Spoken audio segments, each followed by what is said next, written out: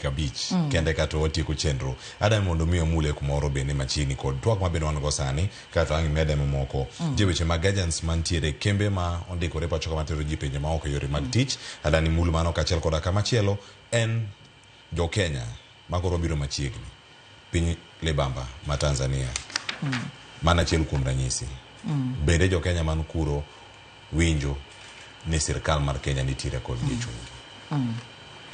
kobire wach agents matero ji oko adwa wacha ni wabed jok mabende timo due diligence wateme mondo warang ni ngama tero wani sirkal oyiene tero ji kose en ngama teri to dhilali oko kanyo dhiwei ibedo ngama chokora maonge gi kama dhiye koro samidwa dhi oko wakwayo kuom muolo please ngiuru National Employment Authority gin gi list monego ter ji oko to ka oponi okinyal ngiyo list no gonwa sim State Department bad Diaspora Affairs ipenjwa ni ngani dwa tera oko to dwa tera tich machal kamae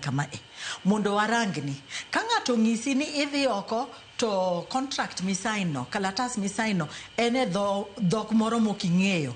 mano is a big problem kikiyie ni ngato teri to oking'eyo ka ngato ngisi ni miya passport ni alos ni giki to oking'eyo ingisi mana ni dhi airport ching machal kama to king'e ni dhi kanye mano is a big problem ngano traffic yoteri oko idhi sandi idhi bet mabus oko kanyo kikiyie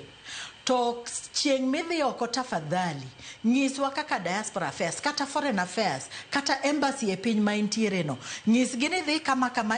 to sim mare ngami dhi tiyo ne en sim makama tidhi e ot machal kamae kiki wuog Kenya tikia kumidhiye idhi kanye kikia kumidhiye ka ngato ngisi ni kiking'is ngato kumidhiye mano sida maduong oketie bugo mokinyal wuoke nyaki ng'is ji ni dhi kanye nyaki ng'is jonyuol ni dhi kanye ka ngato ngisi ni wakal boda kae wadhi idhi wuok gi Tanzania kati wuok gi Uganda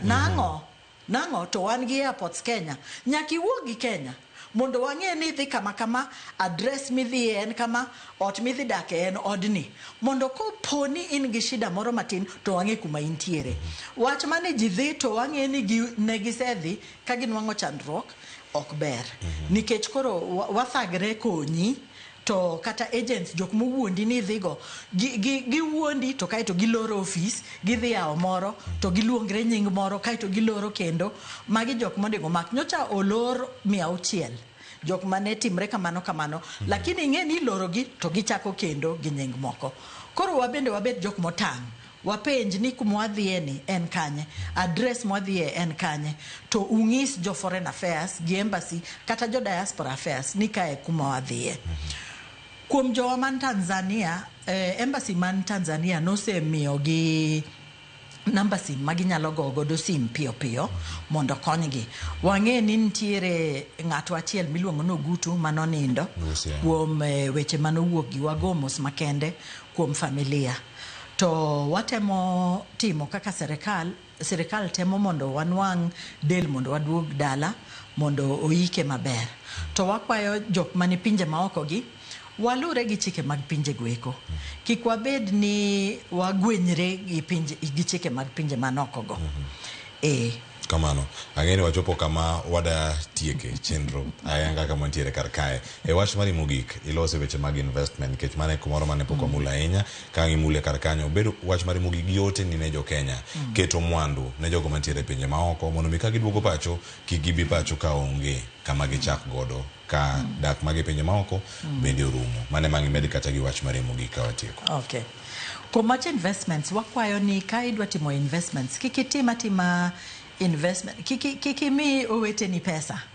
kata nyaminu kata minu pesa dogere di jamo no kikorno dola wang'eyo ni waherre kaka jodala waherre to waamini jodala wa lakini waseneno thoth ndalo mathoth ni pesa maor gieki dhi kalal koro waya office miluongo ni